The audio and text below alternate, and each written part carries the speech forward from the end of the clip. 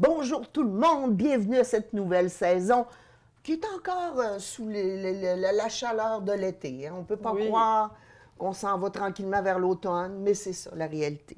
Alors aujourd'hui à l'émission, on reçoit Sébastien Davis, capitaine au service incendie. Bonjour. Marc-Antoine Bellé, qui est agent de développement et, attendez un petit peu, il y a un titre un peu spécial, et animateur à la vie municipale de Saint-Hilarion. Il y a un très, très long titre. Et la belle Camille Tremblay, agente de développement à la MRC. Bonjour à tous. Salut. Alors, je vous invite, si vous avez des commentaires, vous ne vous gênez pas. Puis, on va y aller à chaud. C'est le cas de dire. Chaud, chaud pour le service incendie. Sébastien, tu viens nous parler d'une semaine spéciale qui s'en vient. Oui, la semaine de la prévention des incendies. C'est pas la première année que c'est présent au Québec. Non. Ça remonte déjà à 1990. C'est toujours dans les premières semaines d'octobre. Cette année, c'est du 5 au 11 octobre, la semaine de la prévention des incendies. Okay. Ouais. Et puis, est-ce qu'il y a un thème spécial à cette semaine-là? C'est un thème qui revient déjà depuis quelques années, qui a comme objectif, en fait, de sensibiliser les gens à se responsabiliser à la maison. Donc, le premier responsable, c'est toi. Hein? Oui. Le premier responsable, c'est moi? Ouais. C'est toi? À la maison? C'est toi? OK. Qu'est-ce que ça veut dire être le premier responsable? Vraiment. Bien, c'est dans le fond, justement, là, après plusieurs années, le service incendie a lancé toutes sortes de messages de prévention. Puis, tu sais, le service incendie en soi fait de la prévention incendie par divers moyens, évidemment. Nous, ce qu'on veut, c'est justement que chaque citoyen prenne en charge sa propre sécurité à la maison et celle de sa famille, en leur donnant des conseils de prévention, là, évidemment. Mon beau Sébastien. Oui. Tu m'as envoyé des choses, parce que je me prépare quand même pour les entrevues, et j'ai été estomaquée de voir que 49 des incendies sont dus à une erreur humaine ou, en tout cas, une mauvaise gestion de la part de la personne dans sa maison. Oui, absolument. Donc, lié à un comportement humain, 49 puis ça, c'est à l'échelle de la province. Puis, ce pourcentage-là est aussi vrai à l'échelle de notre MRC. Au niveau de la MRC de Charlevoix, quand on fait les statistiques là, depuis déjà plusieurs années, on parle vraiment de 49 des causes d'incendie qui sont reliées à un comportement humain. Donc, soit une mauvaise utilisation d'un appareil ou une mauvaise installation ou ce genre de choses-là. Ouais. Toi, Camille, est-ce que tu penses que tu es complètement conforme chez vous? Je suis pas certaine, mais on est en train de, parce qu'on s'est doté d'un extincteur récemment. Bravo. Je pense que c'est une des premières étapes. C'était le temps qu'on le fasse. Merci, Camille, de ta franchise. Dis-moi, Sébastien, c'est quoi les deux grandes sphères qui fait que je mettrais le feu chez nous? Nous, bien, ce qu'on a noté ici dans notre MRC, les causes récurrentes là, d'incendie, ça tourne vraiment autour de tout ce qui touche à la cuisson, l'utilisation d'appareils de cuisson et aussi les appareils de combustion. C'est vraiment les principales sources là, qui sont reliées évidemment au facteur humain, là. Mais tu sais, quand on parle d'appareils de cuisson, souvent on pense à la fameuse friteuse, les air fryers et toutes les Presto et toutes ces affaires-là. Bien, maintenant, il y en a une panoplie là, incroyable là, de toutes sortes d'appareils justement pour faciliter et même faire que ça soit plus rapide au niveau de faire à manger. Là. Mais tu sais, à la base, là, si on revient à la base, ce qu'on avait, c'était une cuisinière. Oui. Bien, tu sais, encore là, c'est pas mal là que ça se passe. Donc, Sébastien, c'est la cuisinière qui est l'enjeu le plus dangereux. Oui. Mais la cuisinière, comment? Bien, surtout, ce qu'on a remarqué dans les dernières années là, à Baie-Saint-Paul, puis même aussi à l'achat de la MRC, c'est que souvent, la cuisinière, c'est drôle à dire, mais va servir de lieu d'entreposage. On va déposer me le sens sac coupable, me sens déposer la abusée. cafetière. C'est vrai. Puis même des fois, il y en a qui vont même jusqu'à pousser l'audace à mettre des choses dans le four. On dit, on va ranger ça dans le four, tiens, voilà.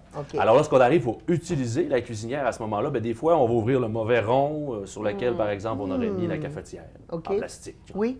Fait que là, c'est des choses qui arrivent là, à ce moment-là, ou même ouvrir le four, puis il y a des choses à l'intérieur, puis on a oublié de les retirer là, à ce moment-là. Fait que nettoyer les surfaces, assurer que la surface de travail à proximité, la cuisinière, est toujours bien libre de toute matière combustible, autrement dit. Ouais, ça, c'est important. Et aussi le nettoyage. Souvent, des appareils de cuisson encrassés, le barbecue, entre autres, là, même la cuisinière, des fois, qui ne serait jamais nettoyée, il peut avoir une accumulation de graisse. Et là, à ce moment-là, peut justement causer là, des incendies là, à ce moment-là. Toi, est-ce que ça t'interpelle, le four qui est un rangement auxiliaire supplémentaire de ta cuisine. Moi, je me rends compte que je suis vraiment un petit ange. Je suis exemplaire. Ah, bravo! J'ai rien sur ma cuisinière, elle est tout le temps propre. OK. Puis j'ai rien dedans non plus. Je suis vraiment content. Excellent. Ben bravo. Je vais mettre une étoile dans ton cahier. Avec plaisir. Matière, combustion. Là, on parle bien de... Parce que moi, j'ai pas ça, là, mais genre un petit poêle à bois dans la cave? Oui, dans les appareils de combustion, on parle vraiment d'appareils qui utilisent un combustible, là, OK. soit un combustible solide, le bois. Hein. C'est ce qu'on retrouve principalement, les appareils de chauffage au bois. On peut avoir aussi à l'huile ou on peut avoir au gaz propane. Ce sont des appareils de combustion. Oui, oui, Je ne parle pas d'appareils de chauffage auxiliaire comme un chauffage radiant électrique, ce OK. genre de choses-là. Mais donc, on parle vraiment plus d'appareils de combustion, comme je viens de mentionner. Bon, qui dit combustion dit encrassement, à mon avis, et dit cheminée. Il faut que les vapeurs de ça sortent quelque part. Il faut l'entretenir. Évidemment, il y a toujours un conduit d'évacuation, une cheminée, donc ramonage à cheminée qui est obligatoire dans la réglementation incendie à faire au moins une fois par année. Une fois par année? Oui. OK. Un petit visuel sur la cheminée, s'assurer justement qu'il n'y ait pas de déformation, qu'il n'y ait pas de bris au niveau de la cheminée, qu'elle est bien fixée et faire un nettoyage là, à ce moment-là pour enlever ce qu'on appelle le créosote qui se colle aux parois. là, Oui, des oui, oui. cheminées. Monsieur Bastien, moi, je ne l'ai pas fait chauffer bien l'hiver passé. Je ne suis pas nécessaire que je leur fasse ramoner cette année. Bien, il y en a plusieurs qui nous disent ça, puis c'est tout à fait logique comme explication. Puis en fait, ce qu'on leur dit à ces gens-là, c'est du moment où est-ce que vous allez inspecter votre cheminée, tu sais, on va voir notre conduit à l'intérieur pour voir justement ce que je viens d'énumérer tout à l'heure. Bien, tu sais, on va le voir si notre cheminée est encrassée ou pas. C'est sûr que le ramonage, s'il n'y a rien, on ne OK. ramonne pas. Là. OK. Fait que, tu sais, dans les situations où est-ce que justement on a brûlé une corde de bois dans l'hiver, puis là on inspecte notre cheminée, puis à ce moment-là, bien, il n'y a pas de créosote, il n'y a pas de poussière collée aux parois. À ce moment-là, au moins on a fait la vérification. T'es-tu une corde de bois, 2 cordes de bois, 3 cordes de bois 4. accordées? 4. 4? cordes, oui. OK. Nous autres, chez nous. Mais ça m'amène à une question, tu sais, est-ce que je pourrais ramener chez nous tout seul avec un Oui. outil quelconque? Plusieurs personnes ramonent avec des baguettes de ramonage, avec la bonne brosse pour le bon diamètre là, de la OK. cheminée. Ça s'achète. C'est faisable. C'est sûr que ce serait à privilégier de faire un ramonage par des spécialistes pour la raison suivante, c'est qu'eux peuvent faire une inspection et vous remettre un document qui certifie que votre cheminée est conforme, elle a été inspectée, elle est réglementaire, puis elle est bien nettoyée. Fait que, tu sais, c'est toujours pratique là, au niveau des assurances. S'il arrive quelque chose à un moment donné, on a le papier, il est venu au mois de septembre, c'est indiqué que ma cheminée est certifiée conforme.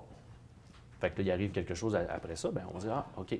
Tandis que c'est sûr que si on le fait nous-mêmes, bien là, il y a un petit peu là, cette latitude-là qui peut-être des fois à pas prendre comme chance, là, si on veut. Là.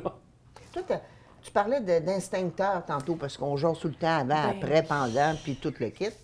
Instincteur. Oui, j'ai quand même une question aussi là-dessus parce que, mettons que dans une maison, tu aurais un poêle à bois en bas. C'est souvent le cas d'ailleurs. Ouais, c'est- Puis la cuisinière, bien sûr, dans la cuisine en haut. Mais ça te prend combien d'extincteurs? Je présume 2 pour être vraiment légal et sécuritaire. Au niveau, il y a deux aspects dans le fond, dans ce que tu mentionnes. Au niveau légal, premier aspect, la réglementation incendie, puis ça c'est pareil pour tous les règlements, là, dans le fond, toutes les 6 municipalités de la MRC de Charlevoix, on a tous le même règlement. Fait que dès qu'on a un appareil de combustion à la maison, ça prend un extincteur. C'est obligatoire. Un extincteur d'une cote minimale de 2A 10BC. OK. C'est le minimum. OK. Puis là, si on ne sait pas, Après on ne comprend ça- pas, on peut appeler au service incendie Oui, pour se faire absolument. conseiller, parce que moi, ça ne me dit rien tantôt. 5 livres. C'est à peu près 5 livres. C'est à peu près gros comme un 2 litres de liqueur, en OK. frais de diamètre, Ah oui, de OK, hauteur. OK, je Il y a des comprends. modèles qui sont plus petits, fait que ceux-là ne sont pas à privilégier. OK. Puis, tu sais, c'est vraiment il faut qu'il y ait la cote ABC. ABC, c'est en fait les Toutes catégories de feu qu'il y a. Oui, OK. Donc, lui, il va couvrir toutes les catégories qu'on retrouve à la maison en général. OK. Fait que oui, c'est important d'avoir dans le cas où est-ce qu'on a un appareil de combustion, c'est obligatoire, mais c'est sûr que dans l'éventualité où est-ce qu'on a justement plusieurs niveaux dans la maison, bien, c'est sûr que c'est une sécurité supplémentaire d'en avoir un à chaque niveau, Ben oui, dépendamment c'est des logique. risques qu'on va avoir. Parce que le poêle à bois, oui, c'est un risque, mais tu sais, il y en a d'autres dans la maison. Fait que, tu sais, c'est peut-être, des fois, ce qu'on dit aux gens, c'est tant qu'à acheter un gros, ben on peut en acheter 2 plus petits, un peu plus petit, puis de le mettre sur les 2 étages, exemple. Là, ça peut être une option envisageable aussi. Moi, j'ai une question à 100 $. Oui. Parce que je sais que habituellement, par exemple, un climatiseur ou un truc plus important, il faut le brancher directement dans une prise et non pas sur une rallonge. Puis moi, je sais qu'il y a des gens qui ont des tendances comme ça. C'est pas sécuritaire de faire ça. Non, pas du tout. En fait, une rallonge, c'est un équipement qui est temporaire. Donc, c'est seulement pour pallier à justement une manque de... Tu sais, on veut installer un équipement pour une durée X, donc il y a une fin. On veut le brancher parce que la prise est trop loin. C'est à ça que ça sert une rallonge. Donc, si on installe un frigidaire dans le garage, exemple, puis là, ça prend une rallonge pour le connecter, bien, il faudrait penser à faire venir un électricien poser une prise électrique pour justement s'assurer que ça soit conforme et sécuritaire. On connaît les petites rallonges, là, tu sais, qui rentrent dans la prise puis qu'on met les choses au bout, mais les barres de tension qu'on peut acheter, est-ce que ça peut être un compromis acceptable? Une multiprise, c'est fait justement quand on a plusieurs équipements à brancher sur une prise qui présente justement 2 fiches seulement. Mais c'est sûr que la multiprise, ce qui est important d'ailleurs, puis ça c'est valable pour tous les équipements électriques, là, c'est d'avoir la certification canadienne dessus, donc d'avoir les marques soit ULC ou CSA pour avoir une rallonge qui est, une multiprise qui est homologuée, donc qui est certifiée au Canada, puis qui a un disjoncteur intégré aussi. Ce disjoncteur-là, ce qu'il va faire, c'est que c'est lui qui va disjoncter s'il y a un court-circuit ou une hausse de tension, par exemple, dans les appareils qui sont branchés, au lieu de faire disjoncter le disjoncteur qui est à la boîte électrique. Donc, tout le filage qui est à partir de la prise électrique jusqu'à la boîte électrique subit le choc lorsque c'est le disjoncteur de la boîte électrique qui entre en fonction. Tandis que si c'est la multiprise, bien à ce moment-là, on épargne tout notre circuit électrique de la maison. Fait que c'est ça l'important. Sauf qu'il ne faut pas oublier qu'il faut connaître aussi nos installations dans la maison, c'est-à-dire que si j'ai une prise électrique 15 ampères, bien, tu sais, quand même que je mettrai une multiprise, puis tous les appareils que je mets dépassent le 15 ampères, bien, on n'est pas plus avancé. Non, c'est ça. Premièrement, le disjoncteur va toujours sauter. Fait que, il faut quand même faire attention. C'est pas le fait d'avoir 6 prises dans une multiprise qui va nous permettre de dire je vais mettre un frigidaire, un climatiseur, un séchoir. Non, à ce moment-là, on va sauter, c'est sûr. OK. Bon. Nous allons éviter de sauter maintenant avec toutes tes bonnes suggestions. Merci beaucoup, Sébastien, pour tous ces bons conseils. Il sera donc avec nous tout au long de la saison à quelques reprises pour venir nous parler des bonnes pratiques, puis être responsable chez nous. Absolument. Merci beaucoup.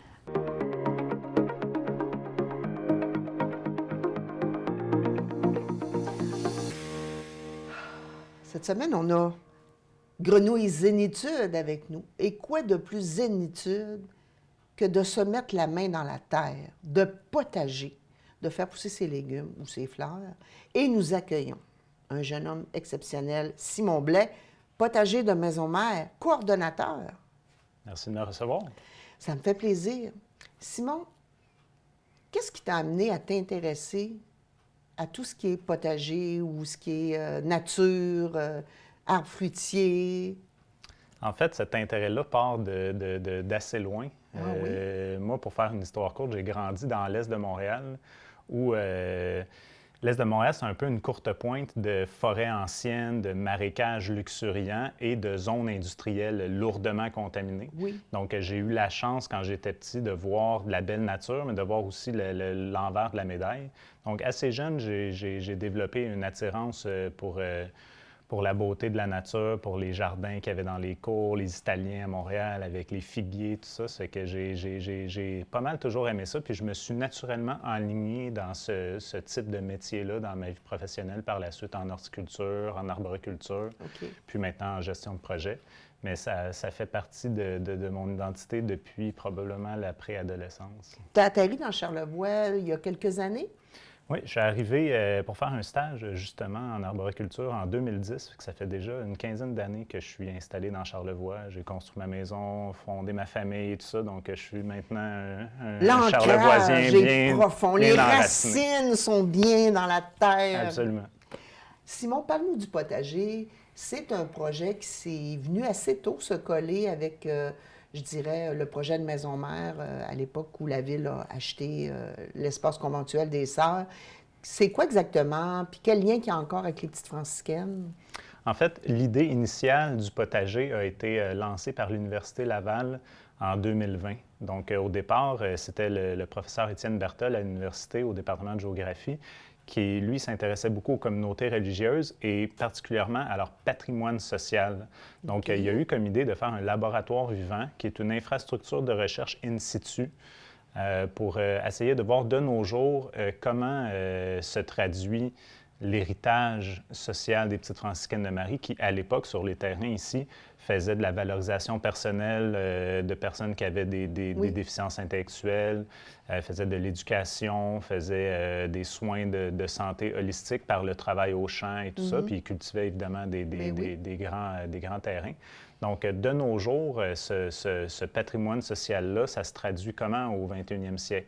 Bien, c'est tous les enjeux de valorisation personnelle des personnes qui ont des troubles de santé mentale ou de déficience intellectuelle ou des troubles de l'autisme. C'est la sécurité alimentaire, c'est l'éducation à l'environnement, la transition socio-écologique, la mixité sociale, comment on peut intégrer les personnes nouvellement arrivées, mais aussi les personnes aînées avec les petits-enfants. Donc, l'ensemble un peu de ces enjeux-là qu'on vit, c'est un peu pour ça que le potager a été créé, pour répondre à ces enjeux-là, mais par le prisme du jardinage, qui, pour moi, qui est une activité qui est universelle. Autant les sportifs que les gens qui sont plus contemplatifs peuvent y trouver leur compte dans un jardin. Oui. Donc, au départ, le potager a été mis sur pied pour supporter ce projet de laboratoire vivant. Et puis, l'université, qui est toujours présente, qui a toujours son laboratoire vivant qui est actif, se concentre maintenant sur la recherche et le potager existe de lui-même, s'est ancré dans la communauté via l'organisme et les services de main-d'œuvre l'appui qui aujourd'hui opère le potager. Donc, c'est un petit peu ça l'histoire. C'est quand même assez récent. C'est la 5e année d'opération. Il y a une belle transmission de poursuite aussi dans cette œuvre-là des Petites franciscaines, effectivement, qui permettait aux gens une reconnexion avec la nature.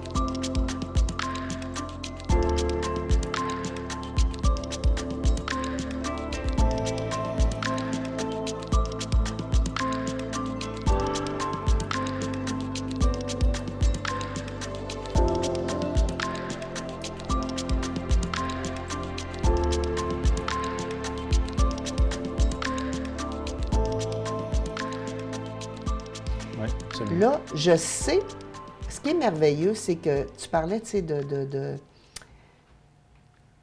de pouvoir avoir une certaine autonomie au niveau, tu sais, de l'alimentation. Puis ça ne prend pas un grand espace pour pouvoir avoir, tu sais, une certaine autonomie au niveau des légumes, surtout. Et je pense que tu viens nous annoncer un scoop, n'est-ce pas?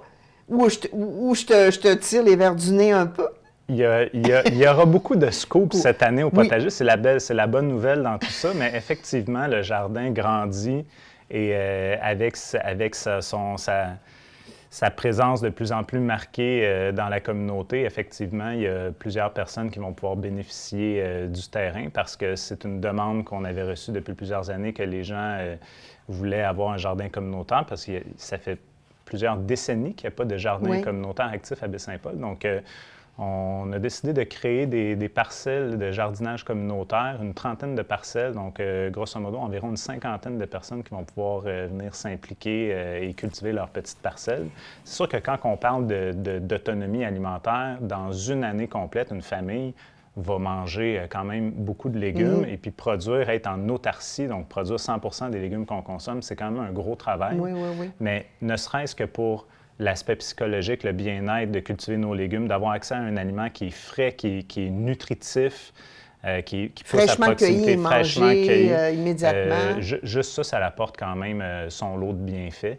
Donc, on pense que les gens vont développer, pas leur autarcie, mais une certaine autonomie, une certaine résilience alimentaire et développer, évidemment, tout le plaisir de jardiner. Et puis, pour les autres scoops, ils viendront en temps et lieu. C'est ça, tu pourras revenir. Il faut comprendre, Simon, explique un petit peu que déjà, le potager, depuis 5 ans, produisait des légumes. Ces légumes-là, les gens venaient pour des ateliers, venaient aider ou participer ou se même apprendre parce que c'est pas inné, là, savoir cultiver puis que ça fonctionne. Cette production-là, elle était redonnée à la communauté. Oui, elle a surtout été donnée au Centre communautaire Pro-Santé pour supporter les paniers d'aide alimentaire des personnes qui sont en situation de précarité. Donc, c'est un besoin qui est immédiat. Puis, on le sait, au Québec, partout, les banques alimentaires, c'est très difficile en ce moment. Il manque de denrées. Et en plus, des denrées qui sont fraîches, qui sont biologiques et qui souvent sont vendues dans les marchés publics, qui sont des marchés de niche, que les personnes en situation de vulnérabilité ne vont pas nécessairement aller vers ces marchés-là. Donc, de pouvoir offrir ces légumes-là aux gens qui en avaient le plus de besoin, c'était notre canal premier pour distribuer les légumes. Mais effectivement, il y a toutes sortes d'activités. C'est une trentaine d'activités pendant la saison estivale gratuites, ouvertes à la population. Moi, à mon avis, c'est ce qui a suscité aussi la demande. Hein? Les gens venaient parce que vous donnez aussi de l'information, vous aidez les gens à mieux comprendre ou à régler leurs problèmes qu'il y avait peut-être dans leur petit coin de jardin à eux. Mais il y a eu la demande sur les dernières années. Bien, moi, j'aimerais ça, avoir une parcelle ici puis avoir quelqu'un qui peut m'aider ou... oui, effectivement. Puis on a développé un concept intéressant dans ce jardin communautaire-là, au sens où les gens, ils viennent pas seulement cultiver leur parcelle. On leur offre les outils, on leur offre de l'accompagnement avec notre jardinière, on leur offre des rabais sur certains produits. Donc, ils ont un avantage à participer au jardin. Et en contrepartie, eux doivent nous donner un certain nombre d'heures de bénévolat dans l'année qui vient mettre l'épaule à la roue de la solidarité pour la mission plus sociale du potager. Oui, mais moi, je trouve ça merveilleux, tu sais. C'est toujours de redonner à quelqu'un d'autre, ou, tu sais, puis moi, je trouve que ça crée une belle... ça va créer aussi, à mon avis, parce que je sais qu'il y a des familles qui vont venir avec les enfants, donc ça va être important pour eux de voir que, tu sais, tu participes, mais tu redonnes aussi à l'endroit qui t'accueille, tu sais. Puis effectivement, puis les familles, oui. Puis il y a aussi un partenariat qui s'est développé avec le projet communautaire de l'École Forget. Donc, tous les groupes scolaires de l'école vont venir, vont planter des choses et puis vont partir pour l'été. Puis à l'automne, ils vont venir glaner. Ils vont faire des ateliers de transformation avec ces légumes-là et ils vont redonner aussi à la communauté. Donc, la boucle finit toujours par se refermer.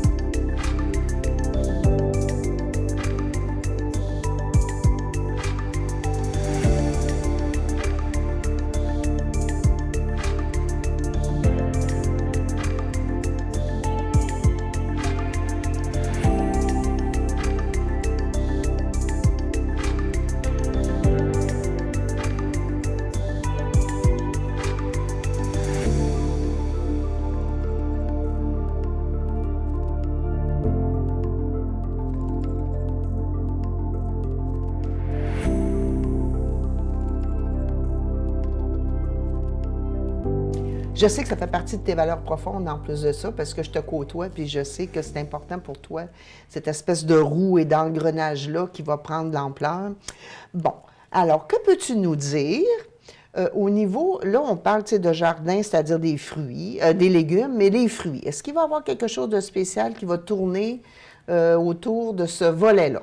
Effectivement, c'est le fun un jardin quand il y a des légumes. Moi, j'adore les fruits. Je viens du domaine de l'arboriculture, donc les pommiers, tous les petits fruits nordiques et tout ça. J'ai beaucoup de plaisir à travailler avec ça. Donc, effectivement, c'est dans les cartons d'implanter des fruitiers. Okay. Mais je ne peux pas vous en dire trop pour l'instant, mais vous allez voir, effectivement, au-delà du verger centenaire qu'on a la chance d'avoir dans la cour, ça va être bonifié énormément dans les prochains J'ai hâte mois. que tu viennes nous reparler de ça. Alors, en terminant, qu'est-ce qui s'en vient dans les prochaines semaines, là? Parce qu'on est comme, l'été s'en vient, puis là, on a le goût de préparer, notre jardin ou les fleurs. Donc, qu'est-ce qui s'en vient dans les prochaines semaines pour le potager? Dans les prochaines semaines, dans le fond, il y a la programmation estivale qui a déjà commencé. Donc, à tous les dimanches, en même temps que le marché public, il va y avoir des activités jusqu'au mois d'octobre. C'est une programmation qui est 100% gratuite. Puis, on reçoit des groupes quand même à toutes les semaines. Il y a le Club Bon Cœur à tous les lundis qui vont faire des ateliers de kinésiologie au jardin. C'est gratuit aussi, c'est ouvert à tous. Il va y avoir évidemment beaucoup de gens avec le jardin communautaire qui vont fréquenter le lieu. Donc, ne serait-ce que pour venir profiter de l'espace, venir profiter des fleurs, venir se relaxer dans ce havre qui est la cour de Maisons-Mères. Le jardin va être quand même très animé. On est encore tôt en saison, donc on attend que les derniers gels soient passés pour implanter le jardin, mais d'ici quelques semaines, il va commencer à y avoir... Il faut toujours attendre juin avant de dire qu'on plante directement dans la terre. C'est ça. Il y a normalement, c'est la première pleine lune de juin, mais des fois, ça tombe tard au mois de juin, puis on le sait qu'il n'y aura plus de gel. Donc, fin mai, début juin, là... Quand on n'est pas dans les montagnes et qu'on est au fond de la vallée, c'est notre signal qu'on est prêt à planter, en surveillant quand même un petit peu les températures. Si jamais ça tombe à 0 degré puis qu'on a sorti nos basilics, il faut faire attention. Bon. Bien, merci beaucoup, Simon Blais, d'être venu nous parler du potager. Je te réinvite quand tu veux à venir nous donner des prochains scoops. Et puis, je nous dis, potageons cet été et allons potager à Maisons-Mères.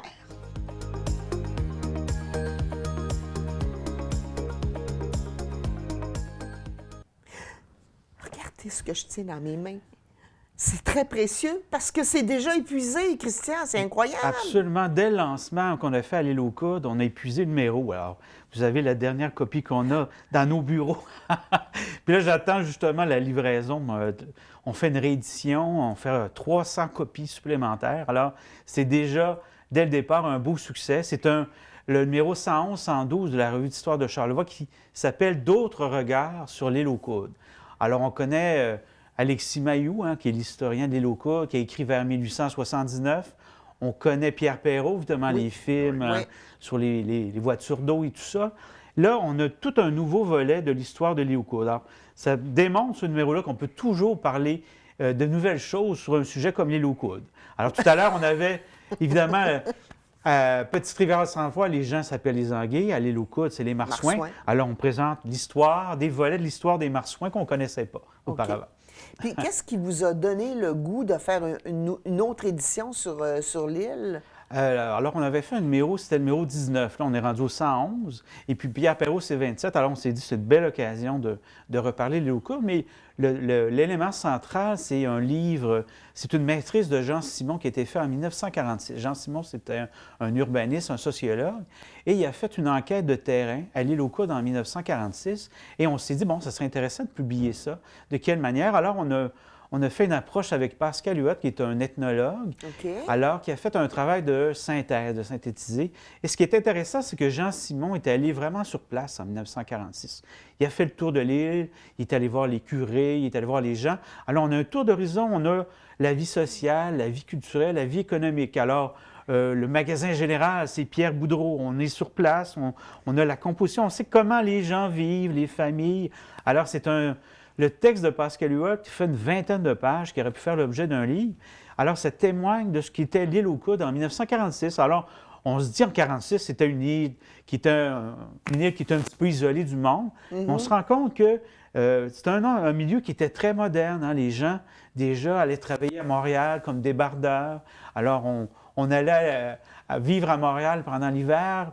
Pendant l'été, l'hiver, on venait à l'île aux Coudres. Alors, ça fait toute une dynamique qui est particulière à l'île aux Coudres. Alors, Pascal Huot, le mémoire de Jean Simon, ça s'appelait « Une île d'Adam ». Hein, Une île d'Adam? Ouais. Oui, OK. On connaît le mot d'Adam. On a une chance qu'on sait ce que ça veut dire dans Charlevoix, Une île parce qu'il y a d'Adam. bien du monde. Oui. Alors, c'est une île qui est bien d'Adam. Alors, on a vu, même les gens de l'île aux Coudres qui ont fait une présentation, ont connu cette époque-là, ils disent « Ah, je ne connaissais pas ça. On a vraiment des détails ben ça, c'est inédits. intéressant. » Alors, wow. c'est ce qui compose le gros du numéro. Mais également, on a un texte de Serge Gauthier qui parle de Yves Martin. Alors, dans les années 50, on a eu toutes sortes de projets assez étranges. Comme dans le Bas-Saint-Laurent, on a dit on va fermer des villages. Et à cette époque-là, on a pensé fermer l'île aux Coudres. Hein?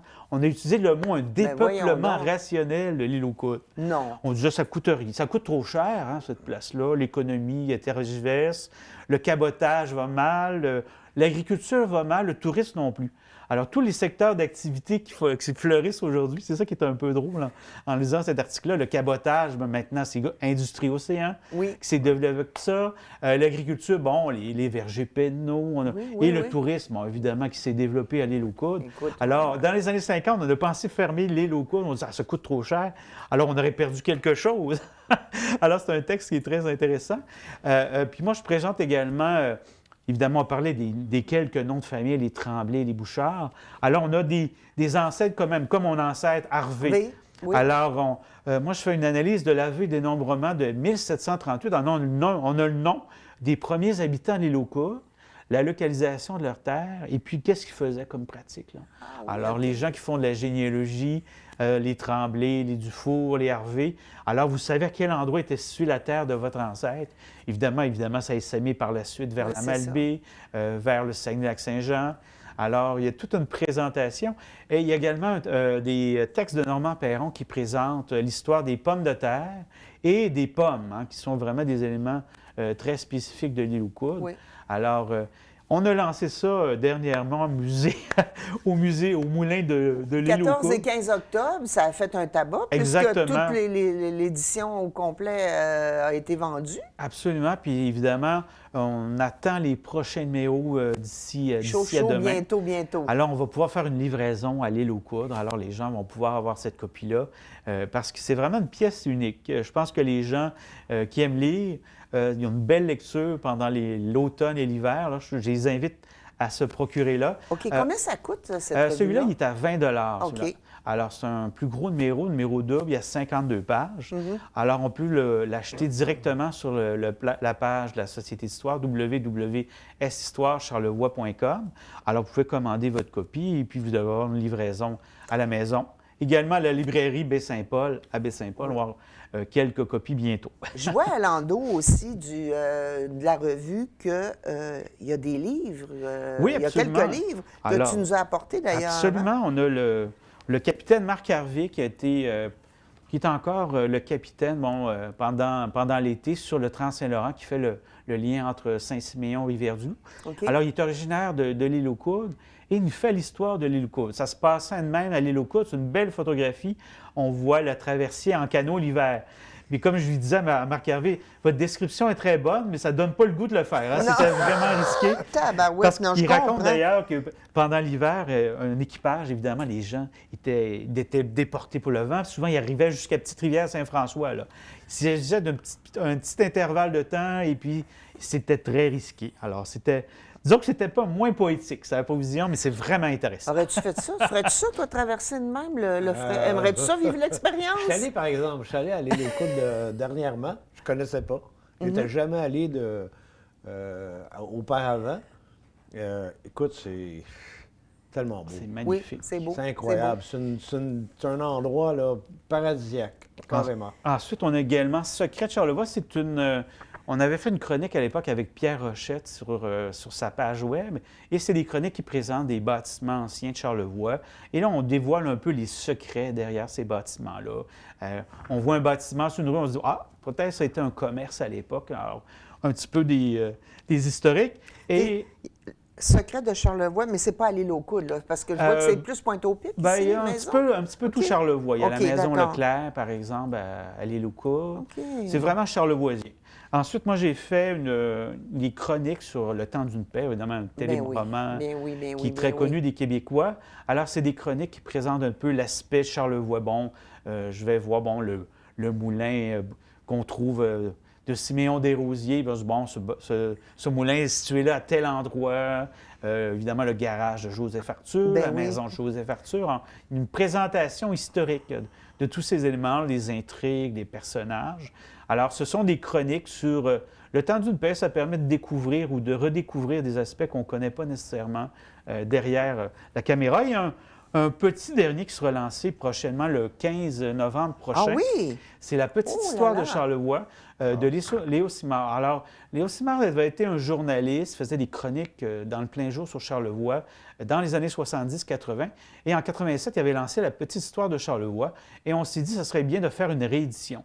Alors, c'est une réédition avec une présentation améliorée de ce livre-là, qui est intéressant. Il parle de différentes personnes. Il y a Alexis Le Trotteur. Alexis Le là, que je vois, là, Trotteur, ici. Rodolphe Forgette, on découvre des... Oui. Comme on disait, il trouvait des mémoires d'anciens, des personnes âgées qui avaient travaillé les élections. On a comme des potins, ils disaient, bon, pendant les élections, dans ce Des temps-là, potins. il y avait des bagarres, les gens, ils envoyaient des bouteilles dans les maisons, cassaient des carreaux. Hein. On a l'image que les campagnes électorales, à l'époque, c'était pas toujours jojo. C'était très intense. Souvent, il y avait des bagarres, puis c'est ça qu'il raconte un peu, là. C'est vraiment le derrière, à l'arrière, évidemment, des personnages comme Alexis Le Trotteur. Oui, ben oui. Alors, Laure Godreau, là, qui évidemment est la pionnière du syndicalisme enseignant au Québec. Alors, c'est un livre qui m'avait beaucoup marqué. Moi, j'avais 9 ans à l'époque, mais j'avais dit à ma mère, je vais avoir ce livre-là. Alors, je trouvais important de rééditer parce que ça m'a beaucoup intéressé à l'histoire, ce petit livre-là. Et maintenant, c'est ça, la présentation est un peu plus soignée. À l'époque, bon, la première édition, les pages s'arrachaient. Puis, disons que la présentation est plus solide T'en maintenant. retrouvais un peu partout. Dis-moi, Christian, tous ces livres-là, on peut se les procurer soit chez vous ou à la librairie? Oui, à la librairie Bain-Saint-Paul. OK. Alors, il va y avoir des copies de tout ça sur notre page Internet www.histoirecharlevoix.com. Et on fait une livraison sans frais de postaux. Alors, on intègre ça dans le prix. Alors, on fait ça quand même une belle aubaine pour les gens. Oui. Bien, écoute, merci. Ça a été super intéressant de te recevoir. J'espère que tu reviendras nous parler soit du Festival des Anguilles ou soit du Chœur polyphonique encore une fois. On ne sait pas. Absolument. Alors, Est-ce que ça serait possible, C'est Pierre? tout à fait possible. Il n'y a rien d'impossible. Il n'y a rien d'impossible. Sommes-nous en train de dévoiler un scoop incroyable? On ne sait pas. David nous dira. Ma grand-mère me disait toujours que le mot impossible n'est pas français. Ah, que c'est beau, je vais le retenir. Merci beaucoup, messieurs, d'être venus. Ça a été agréable de partager ce moment avec vous. Alors, je vous dis à la maison, à bientôt.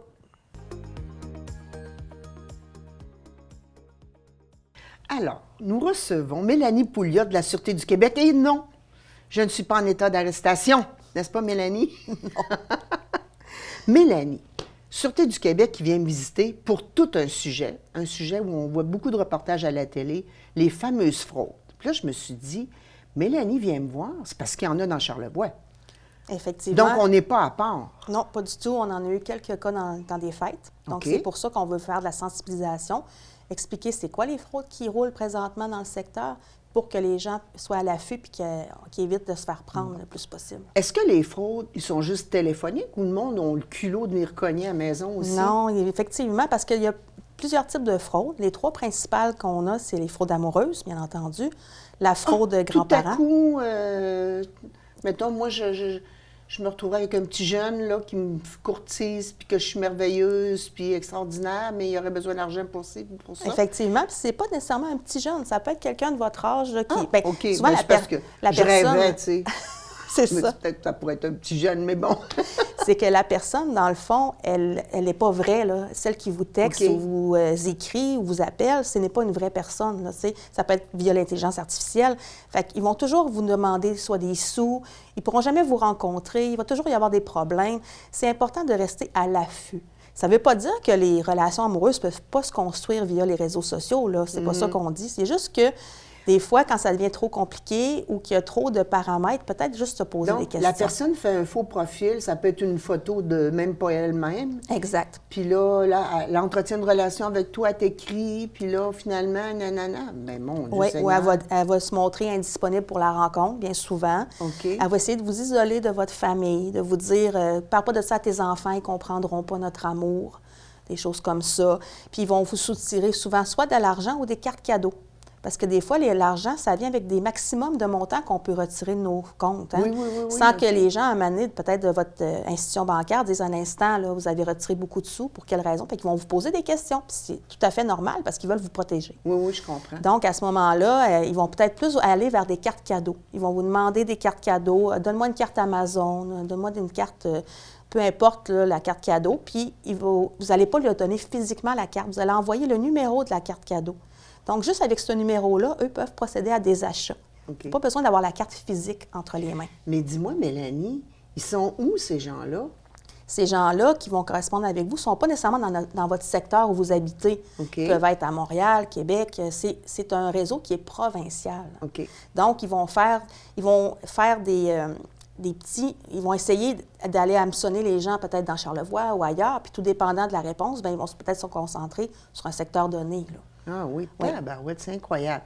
Bon, là, avec la fraude amoureuse dans ce sens-là, quel autre type d'autre fraude? On qu'il a peut y la avoir? fraude grands-parents. Oui, OK. Là, à ce moment-là, les gens qui vont vous appeler vont peut-être prendre la voix d'un de vos petits-enfants. OK. Ou vont prendre une voix qui va souvent pleurer au téléphone parce qu'ils ont un énorme problème, là. Quand ils vous appellent... Qui est urgent, là, Oui, hein? c'est très urgent. Ils se sont fait arrêter, ils n'ont plus accès à leur téléphone, il y a une caution qui est demandée, alors que tout ça, ce n'est jamais vrai. Parce que, comme policier, on ne demandera jamais des cautions pour libérer quelqu'un. Si la personne a besoin d'appeler, elle va le faire, là. Il n'y a personne qu'on va arrêter, là, qui va avoir besoin d'argent pour sortir Non, je comprends. de Puis prison à les court gens ont terme. des droits, ils peuvent appeler quelqu'un, ils peuvent Exact, appeler un avocat. c'est ça. Bon, en tout cas, tout C'est ça, ça. là. Tous les Oui. droits des gens vont être respectés, Oui, là, oui. c'est sûr. Donc, ça ne se passera jamais de cette façon-là. Mais les gens qui appellent sont extrêmement crédibles. Et souvent, ils connaissent des informations que vous pensez que vous avez peut-être mis sur les réseaux sociaux ou les gens, ils font des recherches, là. Tu sais.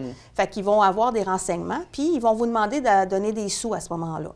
Fait qu'ils vont vous demander soit de vous déplacer à votre institution financière pour avoir un certain montant, puis ils vont toujours vous demander de garder ça secret, de ne pas le dire, que c'est entre vous et la personne, parce que là, vous pourriez avoir des problèmes. Fait que c'est certain que si vous vous présentez à votre institution bancaire puis vous demandez un montant quand même, des fois, ça peut aller jusqu'à 3 500, 4 000 Wow. bien, ça se peut que les gens de votre institution bancaire vous posent des Oui, questions. oui, Puis à raison. À raison, puis Oui. c'est normal, puis c'est bien qu'ils le fassent. Si votre retrait est légitime, parce que vous voulez vraiment peut-être vous acheter un meuble avec ça, ils vont vous le donner, puis ça va être bien correct. Mais si il y a un moindre doute, ils vont peut-être vous poser plus de questions, puis là, c'est là qu'il faut le dire. Il faut dire que vous avez été contacté, puis là, bien, au moins, vous ne serez pas fraudé. Qu'est-ce que tu conseilles? Bon, ça, c'est la deuxième fraude. Attends, je vais garder ma question pour tantôt. Ouais. Là, c'est quoi le troisième type? Le troisième type de fraude, c'est la fraude faux représentant. Ah, OK. Donc, les gens vont vous appeler par téléphone. Celle-là, elle se fait par téléphone. Il va avoir peut-être sur votre afficheur qui va apparaître que c'est peut-être votre institution financière qui vous appelle. OK. Ça peut arriver. Et ils vont vous dire que vous avez été fraudé. Avant même de l'être, là, ils vont vous dire que vous avez été fraudé D'accord. et qu'ils ont besoin de votre carte de guichet et de votre NIP pour réparer la fraude. OK. Donc, ils vont vous garder au téléphone, puis ils vont vous demander de placer cette carte-là et le NIP, écrire le NIP sur l'enveloppe, et de placer dans une enveloppe que quelqu'un va passer prendre chez vous pour vous aider, pour vous dépanner, parce que là, c'est urgent d'arranger la situation. Alors, à ce moment-là, ils vont vous garder au téléphone et le faux représentant va passer chercher l'enveloppe, il va quitter, puis là, bien, vous allez penser que c'est un représentant de votre institution financière qui est passé, puis c'est sûr qu'il va aller faire des retraits parce que vous lui avez donné votre carte. Non, et... ils ne rendent pas service jusqu'à ce point-là, là, de non, se déplacer. Là. non, effectivement. Là, c'est des gens qui veulent votre bien, les institutions financières, mais ils ne vont pas se déplacer. Bon. Puis il y a tout le temps la notion d'urgence. C'est ça Il y a qui est l'urgence, important. Oui. l'aspect, il ne faut pas que tu le dises à personne. Exact, secrète. Bon, alors, moi, là, j'en ai déjà reçu des appels comme ça. Puis on reçoit aussi, pour ceux qui sont très actifs, courriel. Oui. On reçoit, moi, je suis recherchée, je ne sais pas si tu sais, mais par la gendarmerie française Oh. pour avoir fait toutes sortes de choses. Puis là, et des lettres avec des sceaux, puis tout ça, tu sais. Bon, je pense que ce qu'il faut comprendre, c'est que il n'y a jamais rien d'urgent à un point qu'on ne peut pas vérifier. Exact. Fait que si j'ai réussi à dire à la personne, non, moi, je vais prendre le temps d'y penser, donne-moi un numéro de téléphone, donne-moi un moyen pour te rejoindre, la personne, elle va sûrement me dire non, là. Oui, c'est sûr qu'elle va vous dire non, puis elle va essayer de vous trouver des bonnes raisons pour ne pas vous perdre en ligne ou pour vous convaincre que c'est réel. Donc, c'est là que, parce qu'elle va être convaincante, cette personne-là, c'est son travail. Elle ne fait que ça. Fait que c'est sûr qu'ils vont essayer de vous convaincre de toutes les façons pour vous dire de ne pas appeler votre famille, de ne pas faire les vérifications, mais prendre le 2 minutes, là, il n'y a pas assez d'urgence qui va faire en sorte... C'est sûr que se faire frauder, c'est urgent, mais pas à ce point-là. Là. Fait que moi, mettons là, que la personne a dit tu t'es fait frauder sur ton compte, puis laisse-moi ta carte. Puis là, je dis non, puis je raccroche. Bon, parce qu'on a le droit de raccrocher, là. Oui. On n'est pas, tu sais... Là, mettons que je suis quand même angoissée un peu, je peux appeler mon institution financière puis aller faire mes propres vérifications, là. Tout à fait, puis ils vont vous répondre. Ils vont OK. vous dire si effectivement vous avez été fraudé dans votre compte ou pas, s'il y a des problèmes. Vous pouvez signaler la fraude au Centre antifraude Canada. OK. Donc, eux, ils vont faire comme... ils vont prendre en note toutes les fraudes qu'il y a eu, puis là, ils vont peut-être pouvoir, par des secteurs, déterminer dans quel endroit les gens peuvent être et des choses comme ça.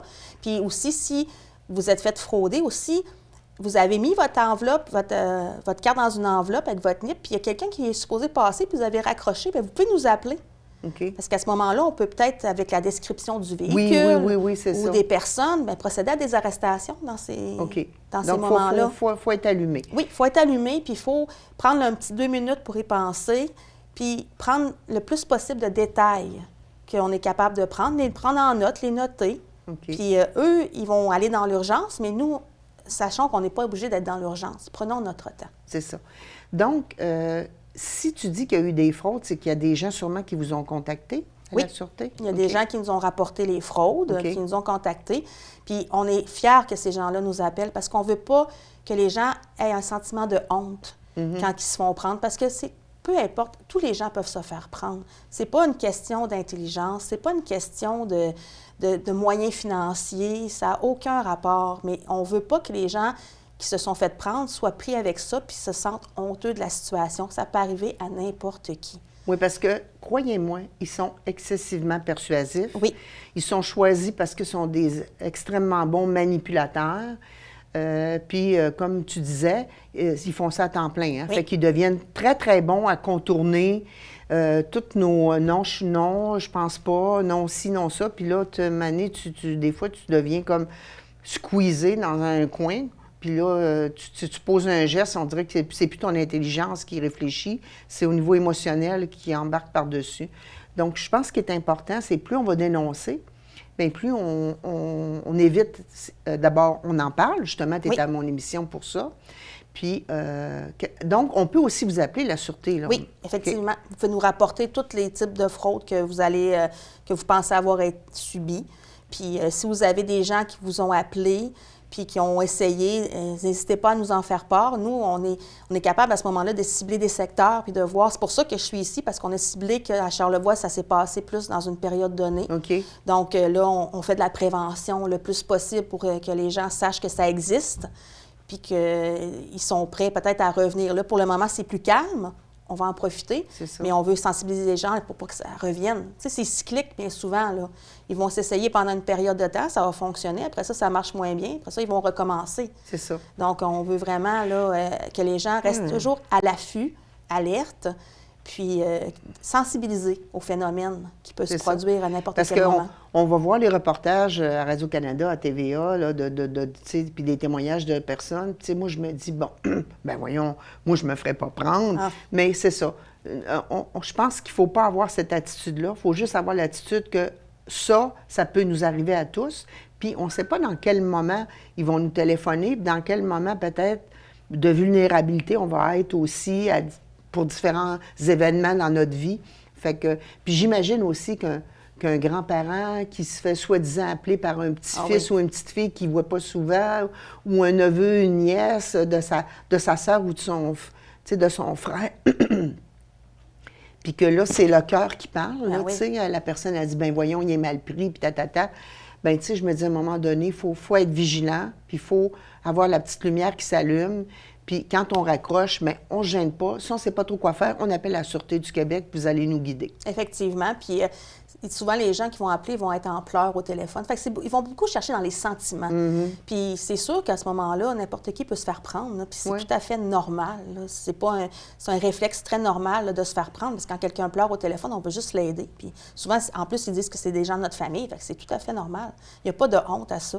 L'important, c'est de dénoncer, puis de faire les vérifications, puis que si on se déplace pour aller chercher le montant en question, bien que les gens qui sont à la caisse ou peu importe vont nous poser des questions, puis de leur répondre la vérité, puis ils vont vous aider là-dedans. On fait des partenariats avec eux, ils sont sensibilisés aux phénomènes, ils connaissent les phénomènes, puis ils veulent juste que les gens puissent garder leurs sous, parce que c'est pas nécessairement des gens qui sont en moyen qui se font prendre, là. Ça n'a aucune incidence. Non, parce que ces gens-là, ils ne savent pas quand ils téléphonent. Ils n'ont pas nécessairement une idée de qu'est-ce qu'il y a dans votre compte de banque ou tout ça. Ils s'essayent. Ils s'essayent sur des gens vulnérables, puis qu'on ait beaucoup, peu ou pas beaucoup d'argent. Ils peuvent être capables de nous en soutirer. Fait que restons vigilants à la maison, soyons vigilants. Donc, fraude amoureuse, fraude au niveau de notre famille proche qui nous appellerait pour un besoin urgent. Je me suis fait arrêter, j'ai eu une contravention, ou je suis pris en quelque part, il faut que je paye un montant rapidement. Ou la fameuse fraude, vous êtes fait voler des sous sur votre carte de crédit, on a vu des transactions, nanana, puis là, les gens essaient de vous soutirer. Fait que c'est pas mal les trois sortes. Les trois principales, là, je vous dirais, là, qu'on rencontre, mais ça ne veut pas dire qu'éventuellement, il ne va pas en avoir des nouvelles. Ben oui. Parce que ces gens-là sont créatifs. Exactement, sont créatifs, puis sont toujours à l'affût là, de plein de façons de faire. Donc, si vous avez une nouvelle fraude, que vous êtes victime, qui n'est pas dans ces trois-là, bien, n'hésitez pas à nous en faire part pour qu'on puisse s'ajuster, puis voir les façons de procéder, puis pouvoir les publiciser. Merci, Mélanie, d'être venue nous sensibiliser à ça. Ça fait plaisir. Donc voilà, je vous remercie à la maison d'avoir été présent à l'émission. Vous voyez que ça a été très varié, puis je vous dis à bientôt.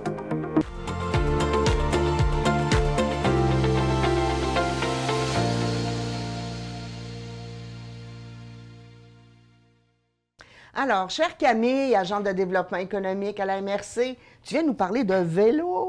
Oui. Il y a un projet de concertation. Oui. Qu'est-ce que c'est exactement?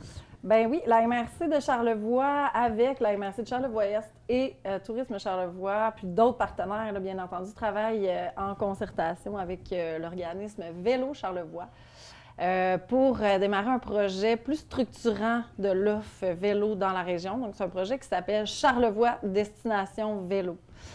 Donc, on le sait, là, tu sais, dans Charlevoix, c'est une terre incroyable, bien, c'est un territoire incroyable pour ses paysages. Donc, il y a vraiment beaucoup d'options pour s'amuser en vélo. Mais y a-tu tant de différentes sortes de vélos que ça? Toi, tu fais-tu du vélo d'hiver, d'automne, Moi, je fais pas de vélo. Tu fais pas de vélo.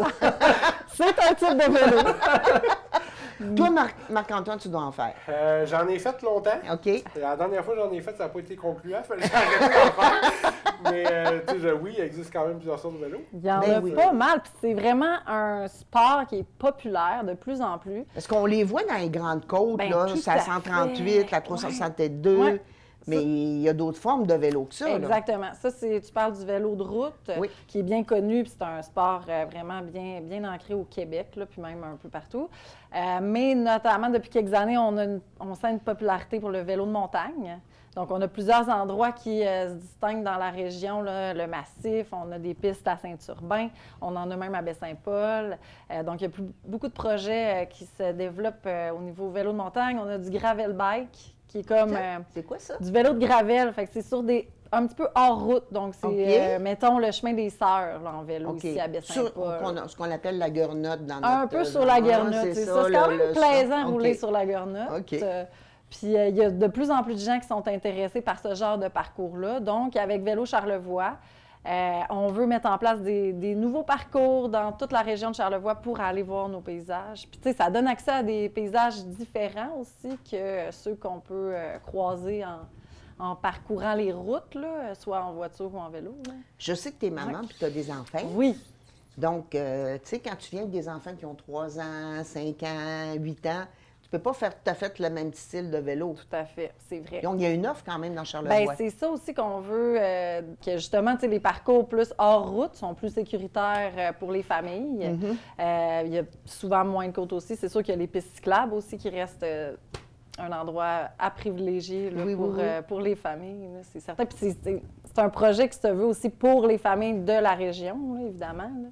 Parce qu'on sait que, justement, avec des enfants de 2 puis 4 ans, il faut aller jouer dehors. Ben puis- oui, mais oui. Faut leur Tantôt, faire on va le bouger. voir avec Marc-Antoine, comment c'est Oui. le fun d'aller jouer dehors. C'est Vous allez vrai. voir ça. Restez très branchés à votre écran parce que vous allez en avoir pour votre argent. Dis-moi, qu'est-ce qui a amené cette réflexion-là de la part de ces différents intervenants-là, Ben, de vouloir comme pimper on veut l'aspect vélo? Puis l'aspect vélo, bien, c'est vraiment une idée de centraliser l'offre puis de vraiment uniformiser aussi là, pour que les gens sachent qu'est-ce qui s'offre dans Charlevoix au niveau vélo, au niveau de tous les types de vélos. Là, genre, je ne les ai pas toutes nommées. Là. Puis, tu sais, que ça soit facile d'accès pour tous. OK. Tu sais, moi, j'ai un vélo bien ordinaire, là. Ouais. Puis je fais ça à l'intérieur du village parce que je suis pas très en forme pour aller monter des côtes. Mais j'en vois qui ont des pneus larges de même, là, quasiment. Non, j'exagère, mais c'est quoi ce genre de vélo-là? Ça, Ça se fait l'hiver, l'été, l'automne? Ou... Les deux, puis ça va sur tout type là, de surface aussi. Mais oui, ça s'appelle du vélo à roues surdimensionnées. OK. Donc, tu peux même aller sur la plage là, avec ce type de vélo-là. Puis, il y a de plus en plus de vélos comme ça avec de l'assistance, fait qu'un genre de moteur là, qui OK. t'aide à OK. justement aller dans les côtes là, quand tu te sens pas à l'aise de le faire sans... L'hiver? Non? Tu voulais pas dire quelque chose?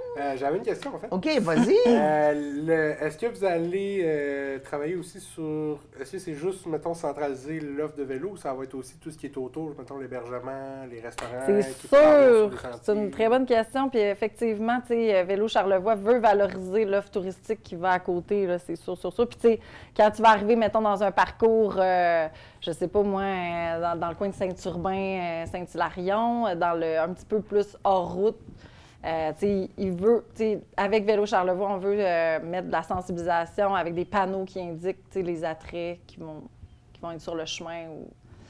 Fait que, tu sais, ça veut valoriser les endroits touristiques, là. Puis quand tu parlais uniformisé, excusez-moi, je cherchais... parce que, bon, j'avais fait un reportage l'année dernière sur la nouvelle piste de vélo de montagne à Saint-Urbain. Oui. Bon, j'ai quand même noté, parce que je suis quelqu'un qui observe beaucoup, tu sais, des fois, il y a des règlements de place qui sont différents à l'autre, puis ça peut être mêlant un peu pour les gens. Ah, j'ai pas le droit d'amener mon lunch, là, je peux amener mon lunch, ou, tu sais... Mais c'est un des enjeux qui avait été noté, puis ça fait partie de la raison du projet Charlevoix Destination Vélo. Donc, tout va être plus uniformisé. Puis, avec Vélo Charlevoix, ils veulent aussi monter des guides de bonne pratique qui vont être, tu sais, à l'ensemble des parcours. C'est sûr, différents par type de vélo, mais tu sais, ça va être tout bien uniformisé. Puis il va aussi avoir un guide de respect comme des consignes de sécurité là, quand on vient en vélo. Puis on reste sur les sentiers, on ne laisse pas de déchets partout, très, etc. Très important, parce que souvent, dans les parcours, tu sais, c'est sûr, les parcours sont déjà là, c'est souvent des chemins qui sont déjà utilisés, mettons, par des 4 roues ou par d'autres, des tracteurs près des champs ou des trucs comme ça. Mais tu sais, s'il y a un nouveau parcours qui se développe, souvent, il faut aller demander l'autorisation des propriétaires terrestres. Puis c'est certain qu'il y a une grosse sensibilisation à faire au niveau de respecter la terre sur laquelle on roule. Oui. Tu viens de nommer 2 pôles, les touristes, les locaux. Oui. Tu sais, comment on trouve l'équilibre? Parce que je pense que des fois, nous, dans la région, on a l'impression des fois que c'est juste pour les autres, mais on est là aussi, on veut participer. Hein? Tu as vraiment raison, la ligne est très mince, dans le fond. Mais c'est sûr qu'avant tout, les infrastructures qui sont sur place peuvent bénéficier aux citoyens, aux gens de la place, c'est sûr, puis c'est un gros avantage. Parce que, tu sais, on a des nouvelles familles qui viennent s'établir. On veut être attirant pour des gens qui viennent s'établir ici. Puis d'avoir des belles infrastructures pour faire du plein air puis jouer dehors, bien, c'est vraiment un bel incitatif. Puis, bien, tu sais, de voir des citoyens qui ont du fun puis des familles qui s'amusent, ça donne le goût aux gens de venir visiter. Puis surtout, Charlevoix, on sait, ça a une notoriété. Bien, c'est certain que ça peut attirer aussi les touristes. Fait que c'est ça, c'est un partage. Donc, si je comprends bien, du vélo, même si on est plus ou moins en forme, parce qu'on s'entend que moi, je me catégoriserais peut-être dans le débutant un petit peu... Intermédiaire, mettons. C'est ça. Ouais. Puis, mais il y a différentes catégories. Donc, qu'importe le body qu'on a, comme moi, j'ai un body enrobé, mais je suis quand même capable de faire du vélo, là, tu sais, puis d'avoir du plaisir. Oui. Hein? Ça fait partie des valeurs là, du projet Charlevoix Destination Vélo, que ça soit une offre qui est quand même accessible à tous les niveaux. Est-ce que ça va être comme les randonnées pédestres, tu sais? Ils indiquent que c'est pour Ouais. débutants intermédiaires avec les défis, les C'est pentes, sûr tout que ça? ça, vous allez tout retrouver l'information sur le site de Vélo Charlevoix. Donc, chaque parcours va être bien décrit. Puis, c'est sûr qu'il va y avoir les niveaux là, intermédiaires, avancés. C'est sûr qu'il y a du vélo pour tous les goûts dans Charlevoix. On a autant pour le plus avancé, le plus aguerri du vélo de montagne. On pense au massif, ça Oui, descend. c'est ça, tu sais, c'est ça. C'est pas pour tout le monde, mais Non, il y a quand même non. des pistes familiales aussi de descente au massif. Mais tu sais, si on pense, mettons, un parcours comme à l'île aux Coudes, autour Oui. de l'île, il y a moins de dénivelé, c'est Oui. plus accessible, mais ça reste quand même un parcours intermédiaire.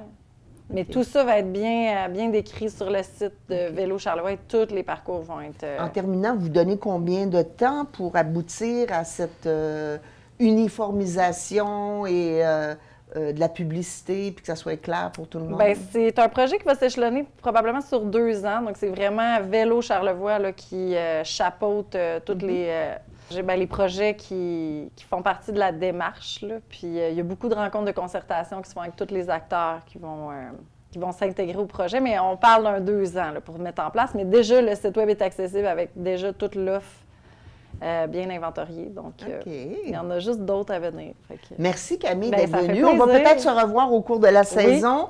Toi peut-être. ou tes collaborateurs, collaboratrices de la MRC, Certainement. c'est toujours agréable de vous recevoir et d'en apprendre davantage sur les belles offres de notre région. Et en parlant d'offres, nous recevons Marc-Antoine qui m'a surpris. Il va nous présenter plein de choses à faire, agréables, petits, moyen, grand, très grand. Donc, Marc-Antoine, qui est agent de développement à la vie municipale à Saint-Hilarion. On peut dire ça? OK, parfait. On a jumelé deux titres ensemble. Oui, c'est ça. Oui, mais c'est ça, je suis bonne là-dedans. Hein. Alors, je suis prête à ce que tu me fasses une présentation de ces choses-là.